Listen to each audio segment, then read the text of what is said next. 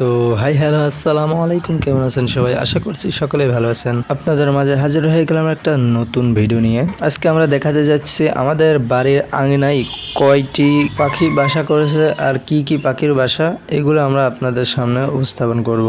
প্রথমে আপনারা যে এই বাসাটি দেখলেন, এটা হচ্ছে ঘুঘুর বাসা। কয়েকদিনের আগেই এই বাসাটি বানিয়েছে। ঘুঘু আপাতত দেখা যাচ্ছে না। আমরা আরেকটি বাসার দিকে লক্ষ্য করি। এটি হচ্ছে একটি শালিক পাখির বাসা। এই গাছপালার জন্য একটু দেখতে সমস্যা হবে। এই বাসাটি ওই বাসার থেকে একটু পুরাতন।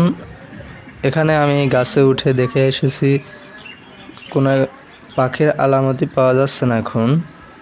এটা গেল দুইটা। আরেকটার দিকে লক্ষ্য করি আমরা এখন।